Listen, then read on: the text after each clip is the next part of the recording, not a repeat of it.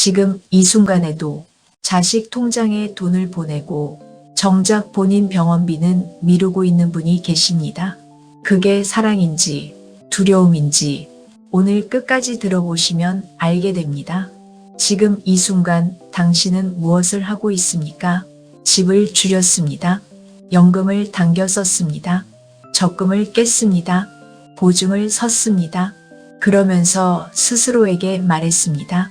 부모가 돕는 건 당연한 거야. 그 말 틀리지 않습니다. 하지만 그 말이 어느 순간부터 자신을 설득하는 말이 되어 있지는 않습니까? 50대, 60대를 지나면서 많은 분들이 조용히 무너집니다. 소리 없이 아무에게도 말하지 않고 자식은 모릅니다. 부모가 얼마나 흔들리고 있는지를, 아니 어쩌면 알면서도 편하게 받아들이고 있는지도 모릅니다. 그게 자식이 나빠서가 아닙니다. 사람은 누구나 주어지는 것에 익숙해지기 때문입니다. 그래서 오늘 이 이야기를 꺼내려 합니다. 자식에게 어디까지 해줘야 하는가? 이것은 부모의 자격을 묻는 이야기가 아닙니다.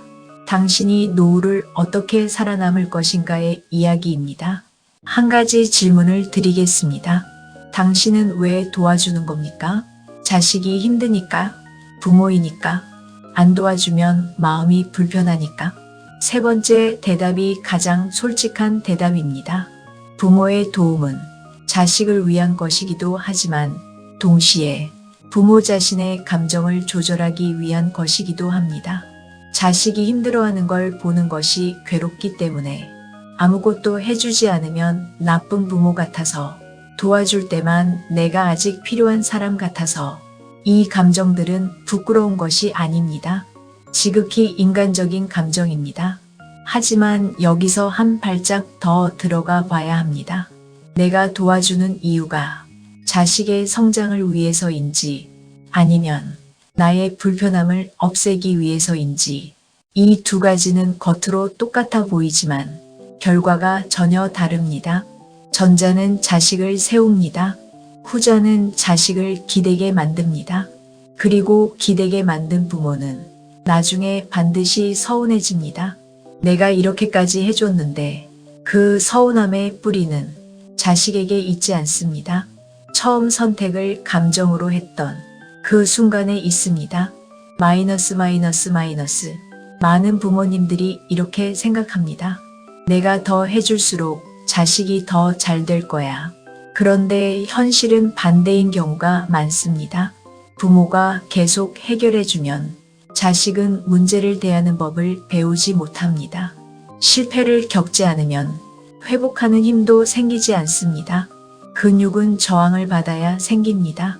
인생도 마찬가지입니다. 어려움을 통과한 사람만이 어려움을 이겨내는 방법을 압니다. 부모가 앞길을 다 닦아놓으면 자식은 평탄한 길을 걷는 법만 배웁니다. 그리고 조금만 울퉁불퉁해도 다시 부모를 찾습니다. 그게 반복됩니다. 한 번은 사랑입니다. 두 번은 습관이 됩니다. 세 번은 기대가 됩니다. 네 번째부터는 당연해집니다. 그리고 어느 날 해주지 않으면 섭섭하다는 소리가 돌아옵니다. 당신이 쌓아온 사랑이 어느 순간 빚이 되어버립니다. 이것이 무너지는 방식입니다. 천천히, 조용히, 아무도 모르게 마이너스.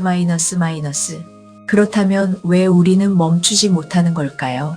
여기서 이야기해야 할 것이 있습니다. 많은 부모님들이 자식에게 계속 도움을 주는 이유, 그 깊은 곳에는 사랑만 있는 것이 아닙니다. 두려움이 있습니다. 내가 도와주지 않으면 자식이 나를 멀리할까봐, 내가 필요 없어질까봐, 나이 들어 혼자 남겨질까봐. 이 두려움을 말하지는 않습니다. 본인도 인정하기 어렵습니다. 하지만 이 감정을 들여다보지 않으면 도움은 사랑이 아니라 거래가 됩니다. 무의식 속의 거래. 내가 도와줄 테니 곁에 있어줘. 그 거래는 언제나 부모 쪽이 더 많이 냅니다. 그리고 언제나 부모 쪽이 먼저 지칩니다. 자식을 붙잡으려면 도움이 아니라 관계가 필요합니다. 관계는 돈으로 살 수 없습니다. 오히려 돈이 관계를 흐릿하게 만들 때가 많습니다. 이제 실제적인 이야기를 해보겠습니다. 어디까지가 해줘도 되는 도움인가? 3가지 기준을 드리겠습니다. 첫째, 내 노후 자금이 흔들리지 않는 범위. 노후의 불안은 돈의 크기가 아니라 여유의 감소에서 시작됩니다. 도와주고 나서 내 선택지가 줄어드는 느낌이 든다면 그 도움은 한 번 더 생각해야 합니다. 둘째, 반복되지 않을 도움. 한 번의 위기를 함께 넘는 것과 위기가 생길 때마다 해결해 주는 것은 다릅니다. 한 번은 도움이고 반복은 의존입니다. 셋째, 감정이 아니라 계획으로 결정한 도움. 불편한 감정을 끄기 위한 선택은 대부분 나중에 후회됩니다. 도와주기로 했다면 얼마를 언제까지 어떤 조건으로 할지 구체적으로 정하고 시작하십시오. 이 3가지 중 하나라도 충족되지 않으면 한 번은 멈춰야 합니다. 멈추는 것이 냉정한 게 아닙니다. 멈추는 것이 오래가는 방법입니다. 60대 이후의 인생에서 가장 중요한 전환이 있습니다. 자식 중심에서 나 중심으로의 이동하는 때입니다. 이것이 이기적으로 들린다면 한번 다시 생각해 보십시오. 부모가 무너지면 결국 자식이 더 힘들어집니다. 건강이 나빠지고 경제적 여유가 없어지고 감정적으로 지쳐가는 부모를 보는 것은 자식에게도 짐입니다. 부모가 자신의 삶을 잘 살아내는 것, 그것이 자식에게 줄 수 있는 가장 큰 선물입니다. 내 노후는 내가 책임진다는 태도, 그것이 자식을 진정으로 자유롭게 해줍니다. 자식이 부모 걱정 없이 자신의 인생을 살 수 있도록 그것이 부모가 할 수 있는 가장 깊은 사랑입니다. 자식에게 다 해주지 않아도 당신은 충분히 좋은 부모입니다. 부모의 사랑은 끝이 없어도 부모의 삶은 단 한 번뿐입니다. 오늘 밤 마음의 기준 하나를 조용히 세워두십시오. 마음 로그인은 조용히 기준을 세우는 시니어 통찰 오디오북입니다.